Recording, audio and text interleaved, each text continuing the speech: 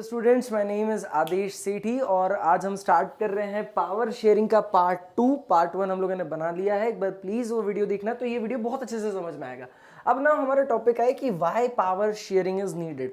हम लोगों ने दो केसेस समझे, बेल्जियम का केस अलग से सेपरेटली समझा और श्रीलंका केस भी सेपरेटली समझा। अब यहाँ पर समझो कि पावर शेयरिंग तुमको समझ में आ गई। मैंने बोला था ना 90% पिक्चर क्लियर हो गई होगी। अब तुमको ये समझ में आ रहा है कि पावर शेयरिंग एक कंट्री में हुई और एक कंट्री में पावर शेयरिंग नहीं हुई। जिस कंट्री में पावर शेयरिंग हुई वहां पर सब हैप्पीली पीसफुली कंट्री ने रूल करा, गवर्न करा, और दूसरी कंट्री में सिविल वॉर ही हो गया। ठीक है, अब जरा समझो क्यों पावर शेयरिंग की जरूरत होती है। तो इन्होंने बताया कि it helps to reduce the conflicts between the social groups, क्योंकि डिफरेंट सोशल ग्रुप्स होंगे तो उनके बीच के कॉन्फ्लिक्ट्स खत्म हो जाएंगे। उन्होंने बताया कि it is a good way to ensure stability of politic, मतलब जो भी पॉलिटिकल ऑर्डर है, पॉलिटिकल गवर्नमेंट है, जो भी वहां पर रूल कर रही है, उनकी स्टेबिलिटी बनी रहेगी। ठीक है, फिर क्या बताया, it is good for democracy. अगर हम लोगों ने डेमोक्रेसी की बात करें तो it is very good for democracy, even it is the spirit of democracy. Spirit of democracy, ये वर्ड को हाईलाइट करो भैया, even it is the spirit of democracy. तो ये बहुत अच्छी चीज है भाई। स्पिरिट मतलब जान ही डेमोक्रेसी की क्या है, पावर शेयरिंग है। अगर डेमोक्रेसी है तो मतलब समझो वहां पर पावर शेयरिंग है। ठीक है सर, और देखते हैं आगे क्या बताया। Because people have the right to be consulted on how they are to be governed. Even people से भी, मतलब जितने लोग हैं उनसे भी पूछा जाना चाहिए भाई, उनकी भी तो बात रखना चाहिए ना कि आप कैसे गवर्न करने जाना चाहिए। आप मेजॉरिटेरियनिज्म फील कर रहे हो कि आप पावर शेयरिंग फील करोगे, तो लोगों के व्यूज भी जाना चाहिए। बिकॉज डेमोक्रेसी के बारे में अब्राहम लिंकन ने कहा है ना, क्या कहा है, प्लीज आप फटाफट कमेंट बॉक्स में लिखो। आगे बढ़ते हैं, why power sharing is needed. तो इसके दो पर्टिकुलर सेपरेट और कंसेप्ट भी बताए कि भाई एक मोरल कंसेप्ट हो सकता है और दूसरा प्रूडेंशियल कंसेप्ट भी हो सकता है। ठीक है, अब जरा प्रूडेंशियल कंसेप्ट क्या है, प्रूडेंशियल कंसेप्ट को समझते हैं। प्रूडेंशियल कंसेप्ट ने बताया कि it is good as it eliminates the chances of war and instability. Clearly समझा कि श्रीलंका के अंदर क्या हो गया, सिविल वॉर हो गया, लेकिन यहां पर बेल्जियम के अंदर सिविल वॉर नहीं हो, वहां पर स्टेबल गवर्नमेंट चल रही थी। तो इसीलिए उन्होंने बताया कि एक अच्छी बात है, वॉर के और इनस्टेबिलिटी के चांसेस एलिमिनेट कर देता है। इवन पूरी कंट्री के अंदर यूनिटी इंश्योर करता है। जैसे हम लोगों ने बेल्जियम में समझा, दोनों ही पार्ट, स्टेट, सेंट्रल, कैपिटल, तीनों ही पार्ट, और इवन जो लैंग्वेज कम्युनिटी थी उन लोगों ने भी एक के साथ एक हाथ मिला के काम करके, भाई अच्छा तुमने सेंट्रल में आधे आधे रखे, हम लोग भी कम्युनिटी वाइज, स्टेट वाइज हम लोग क्या करते हैं, आधे आधे रख लेंगे। तो ये बहुत अच्छा फायदा वहां पर देखने को मिला। इवन उन्होंने बताया कि मेजॉरिटी, अगर भाई मेजॉरिटी वाले ने प्रॉपर दिमाग लगाया, भाई मेजॉरिटी कर रहा है, तो वो किसी एक के लिए अच्छा नहीं है, वो हर चीज, पूरी कंट्री के हर चीज को क्या कर देता है, खत्म कर देता है। जैसे हम तुमको बताया था कि ऐसा नहीं कि सिर्फ माइनॉरिटी वाले नुकसान करेंगे, जान मान की हानि होनी ही होनी है। ऐसा नहीं है कि सिर्फ जो मेजॉरिटी में लोग, उनका एक भी आदमी नहीं मरेगा, वो लोग सब आराम से जिंदा रहेंगे।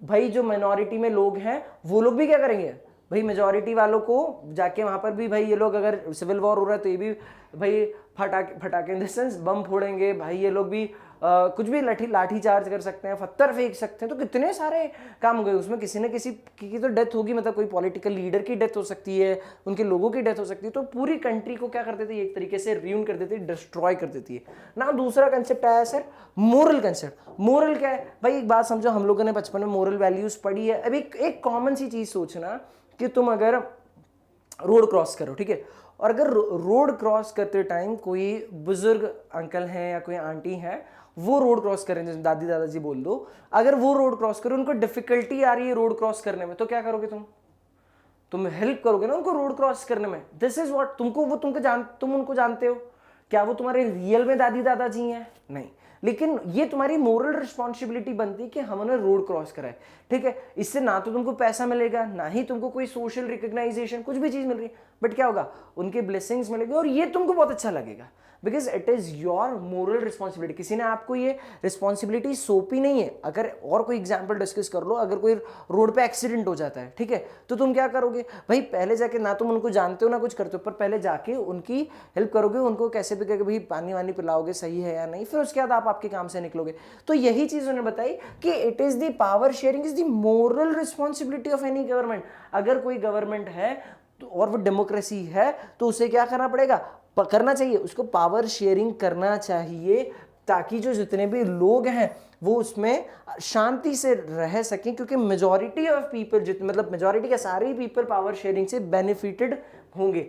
Bye power sharing people get a fair chance to select the government, और पावर शेयर करने से पीपल को फेयर चांस मिलेगा गवर्नमेंट को सिलेक्ट करने में। अगर मैं मेजॉरिटेरियनिज्म रखता हूं तो क्या होगा, फेयर चांस मिल रहा है कि नहीं, मेजॉरिटी वाले को ही आप क्या कर रहे हो, सिर्फ वहां पर उनको पावर दे रहे हो, उनको राइट्स दे रहे हो कि आप गवर्नमेंट फ्रेम कर सकते हो। तो इट इज हाईली अनइक्वल। ठीक है, तो यहां पर इक्वालिटी वाली बात हुई क्या, नहीं हुई। तो यहां पर उन्होंने बताया प्रॉपरली फेयर चांस मिलेगा कि वो गवर्नमेंट को सिलेक्ट कर सके। तो दिस इज व्हाट हमको समझ में आया कि किस तरीके से पावर शेयरिंग की जरूरत होती है और पावर शेयरिंग की क्यों जरूरत होती है। अब जरा समझते हैं। Power sharing is shared among the different organs of the government. ठीक है, डिफरेंट ऑर्गन्स, तो ऑर्गन्स कौन होते हैं जरा समझना। पावर शेयरिंग के डिफरेंट कितने कितने तरीके होते हैं, तो उसको समझना। पावर शेयरिंग 3-4 तरीके से होती है। एक पहला पार्ट समझा कि डिफरेंट ऑर्गन्स ऑफ गवर्नमेंट में जो डिस्ट्रीब्यूट हो रही है, विच इज हॉरिजॉन्टल डिस्ट्रीब्यूशन, इसमें हॉरिजॉन्टल डिस्ट्रीब्यूशन हो रहा है। ठीक है, दूसरा बोला वर्टिकल डिस्ट्रीब्यूशन। ठीक है, दूसरा पार्ट आया वर्टिकल डिस्ट्रीब्यूशन। तीसरा आया कि डिफरेंट सोशल ग्रुप्स, जो अलग अलग सोशल ग्रुप्स है उनके बीच में पावर शेयर करो। और चौथा पार्ट आया कि among the political parties and the pressure groups, जो डिफरेंट पॉलिटिकल पार्टीज हैं और जो प्रेशर ग्रुप्स हैं उनमें पावर शेयर करो। तो दिस इज द 4 मॉडल, इसको 4M समझ लो तुम पावर शेयरिंग के। ठीक है, सबसे पहला आया horizontal distribution of power. Horizontal distribution of power के बारे में हम लोगों ने बोला था कि डिफरेंट ऑर्गन्स ऑफ गवर्नमेंट में आपको पावर को शेयर करना है। बात समझना, अगर एक व्यक्ति है, हम इंसान हैं, हमारे अलग अलग ऑर्गन्स हैं, तो क्या आप किसी एक ऑर्गन को ज्यादा इंपॉर्टेंस दे सकते हो कि नहीं मेरा हाथ बहुत ज्यादा अच्छा है, मतलब मेरा हाथ बहुत ज्यादा इंपॉर्टेंट है, पैर से ज्यादा हाथ जरूरी है, या भाई सर से ज्यादा पेट जरूरी है, ऐसा कुछ हो सकता है कि नहीं, सारे ही ऑर्गन्स इक्वली इंपॉर्टेंट है मेरी बॉडी की फंक्शनिंग के लिए। ऐसे ही गवर्नमेंट के जितने भी ऑर्गन्स हैं वो कोई भी पहला, कोई भी ज्यादा, कोई भी उसके ऊपर उसके नीचे नहीं है। They all are equally important किसी भी एक कंट्री की गवर्नमेंट के लिए। जरा समझते हैं कि कौन से ऑर्गन्स होते हैं। जो there are generally 3 organs of any government, which is legislature, executive and judiciary. ठीक है, हमारी कंट्री के अंदर भी यही 3 चीजें हैं, लेजिस्लेचर, एग्जीक्यूटिव एंड जुडिशरी। जो एग्जीक्यूटिव है, जो लेजिस्लेचर है, पहले लेजिस्लेचर से समझते हैं। जो लेजिस्लेचर है उसका काम क्या होता है भाई, वो लॉ को बनाता है। ठीक है, पार्लियामेंट के अंदर, असेंबलीज के अंदर बैठ के लोग क्या करते हैं, ये लॉ बनाते हैं। उस लॉ को एग्जीक्यूट कौन कर रहा है, ये एग्जीक्यूटिव, मतलब उस लॉ को इंप्लीमेंट कौन कर रहा है। इन्होंने तो ऐसे भाई, कोई मान लो कोई मिनिस्टर है, कोई मंत्री है, मेंबर ऑफ पार्लियामेंट है, उन्होंने क्या करा, कोई लॉ बना दिया, तो वो खुद जाके चेक करने जाएंगे क्या। मान लो रेलवे मिनिस्टर ने कोई लॉ बना दिया, या पेट्रोलियम मिनिस्टर ने कोई लॉ, इनकी मिनिस्ट्री ने सब डिसाइड करके, मिनिस्ट्री से पार्लियामेंट में डिस्कशन हुआ और कोई लॉ बना दिया कि हेलमेट पहनना कंपलसरी है। ठीक है, ये जो रोड मिनिस्ट्री होती है, इन लोगों ने डिसाइड करा, ट्रांसपोर्टेशन जो भी है, ट्रांसपोर्ट मिनिस्ट्री जो इसके अंदर एसोसिएटेड होती है, जो डिपार्टमेंट इसके अंदर, उन्होंने बता दिया कि भैया वाइल ड्राइविंग आपको क्या करना है, हेलमेट पहनना कंपलसरी है, ये इन्होंने बना दिया। तब क्या रास्ते में ज्यादा कि खुद रोकेंगे, नहीं ना, खुद रोकेंगे क्या कि भाई तूने हेलमेट ही वाला, चल फाइन दे, नहीं होगा। उसके लिए कौन होता है, उसके लिए पुलिस डिपार्टमेंट होता है। तो उन्होंने यही बताया कि उसके लिए एक दूसरा डिपार्टमेंट आएगा जो क्या करेगा, दूसरा ऑर्गन आएगा जो कि एग्जीक्यूट करेगा, जो वो लॉ को इंप्लीमेंट करेगा। और तीसरे नंबर पे आता है जुडिशरी। जो जुडिशरी क्या देखती है, ये जो लॉ बनाया गया है, जो लॉ इंप्लीमेंट कराया गया है, वो उस लॉ को इंटरप्रेट करती है कि भाई कोई ये दोनों या कोई भी अपनी पावर्स का मिसयूज नहीं करे। जुडिशरी, इंडिपेंडेंट जुडिशरी है हमारे इंडिया के अंदर, और हर कोई जो भी है हमारी जुडिशरी में, everybody is equal in front of law. तो ऐसा बोला भाई आपने, अगर इन दोनों के बीच में कहीं डिस्प्यूट हुआ, कुछ कॉन्फ्लिक्ट्स हुए, या कोई सिटीजन या गवर्नमेंट किसी के बीच में कहीं कॉन्फ्लिक्ट्स होता है, कुछ प्रॉब्लम अराइज होती है, तो उसके लिए एक जुडिशरी बैठी है जो ये चेक करेगी इनके ऊपर कि कोई प्रॉब्लम तो नहीं है। तो उन्होंने ये बताया कि it is form in this form power is shared among the different organs of government such as legislature, executive and judiciary। इसके कारण क्या होगा कि उन्होंने बताया, देखो यहां पर facilitates these the separation of power in the different organs of government at the same level exercise different powers. ये सब सेम लेवल पे है और ये डिफरेंट पावर्स को एक्सरसाइज करते हैं, और इसी के कारण जो प्रॉपर जो हमारी कंट्री रहती है उसके अंदर प्रॉपर चेक ओवर बना रहता है कि किसी के पास अनलिमिटेड पावर तो नहीं है। प्रॉपर जितनी भी पावर्स हैं उनके बीच में क्या होता है, बैलेंस बना रहता है, जो तीनों इंस्टीट्यूशंस हम लोगों ने बनाए। इसी कारण इसको चेक्स एंड बैलेंस सिस्टम भी बोला जाता है। This is also called system of checks and balance. दूसरा पावर जो फॉर्म आया है that is vertical distribution. Vertical मतलब इस तरीके से पावर, मतलब ये पार्ट होगा जो वर्टिकल। अभी हम लोगों ने हॉरिजॉन्टल मतलब वो ऐसा पार्ट दिखा, मतलब सेम लेवल पे। अब यहाँ पर लेवल ही अलग होगी, यहाँ पर समझना लेवल्स अलग अलग होगा। तो डिफरेंट लेवल्स ऑफ गवर्नमेंट में जब पावर शेयर होती है तो उसको हमने क्या बोला, वर्टिकल डिस्ट्रीब्यूशन ऑफ पावर। यहाँ पर जैसे उन्होंने बताया कि a general government for the entire country and the a government for a particular या प्रोविंशियल लेवल। ठीक है, एक पूरी कंट्री की जनरल लेवल जिसको हम सेंट्रल गवर्नमेंट बोलते हैं, और एक प्रोविजनल लेवल पे जो मतलब स्टेट गवर्नमेंट। तो मिनिमम ये वाले जब वर्टिकल डिस्ट्रीब्यूशन होना चाहिए तो मिनिमम 2 टीयर तो होना ही चाहिए। ठीक है, जनरली 2 से ज्यादा टीयर्स भी हो सकते हैं। ठीक है, जैसे हमारी सेंट्रल गवर्नमेंट, जैसे ये इंडियन गवर्नमेंट है पूरी, तो इंडिया गवर्नमेंट के एग्जांपल उन्होंने बताया कि हमारे इंडिया में एक सेंट्रल गवर्नमेंट है। सेंट्रल गवर्नमेंट के नीचे कौन आ रही है, स्टेट गवर्नमेंट आ रही है। स्टेट गवर्नमेंट के नीचे कौन आ रही है, लोकल गवर्नमेंट आ रही है। ठीक है, तो प्रॉपरली हम लोग डिस्ट्रीब्यूट किस तरीके से कर, 3 टीयर सिस्टम, 4 टीयर सिस्टम, ऐसे अलग अलग टीयर सिस्टम्स होते हैं जिसके अंदर पावर अपने एक लेवल नीचे वाले तक जाई जाती है। इनका सेंट्रल लेवल का जो पूरी कंट्री को ऑपरेट करेंगे, इनकी जो पॉलिसीज होंगी, इनके जो डिसीजंस होंगे वो पूरी कंट्री को देख के बनाया जाएगा।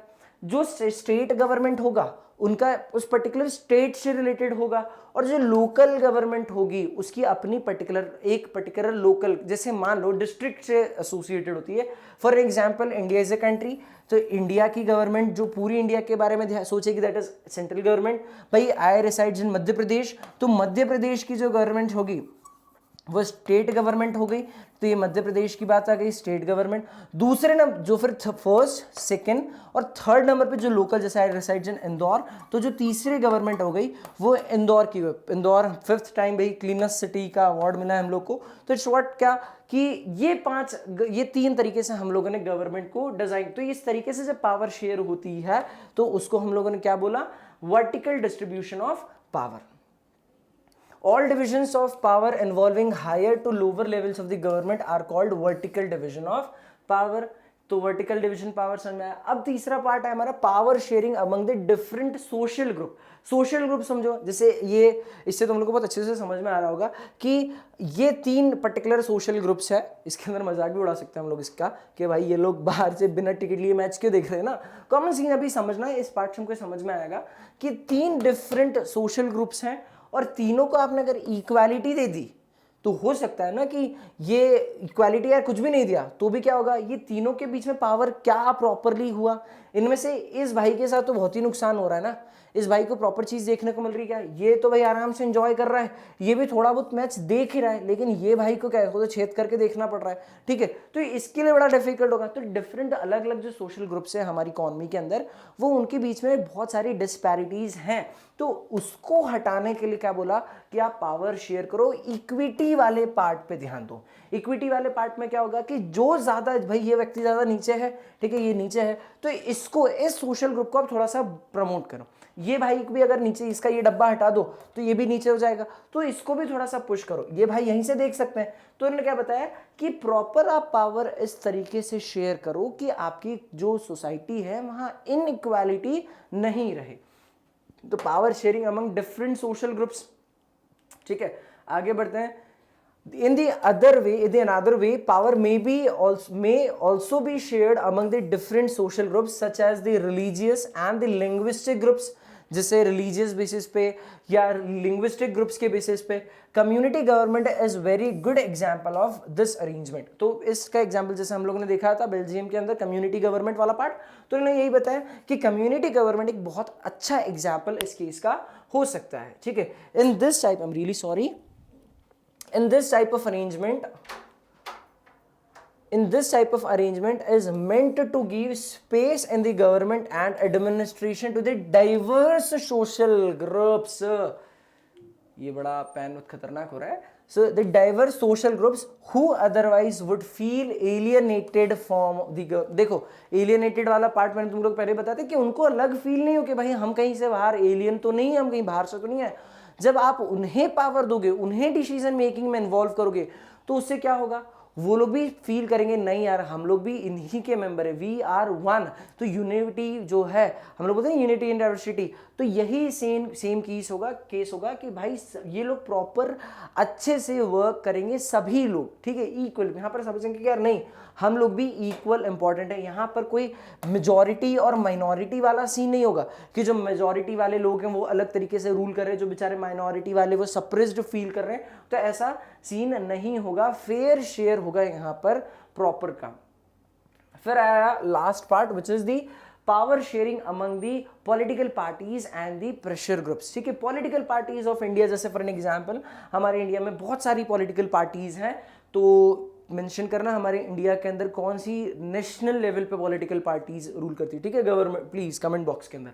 तो जैसे बहुत सारे एग्जांपल्स देखे कि भाई हमारे इंडिया के अंदर पॉलिटिकल पार्टीज बहुत सारी है, तो जब आपने पॉलिटिकल पार्टीज के बीच में पावर शेयर करी तो उसको क्या बोलोगे कि power sharing among the different political parties, ठीक है।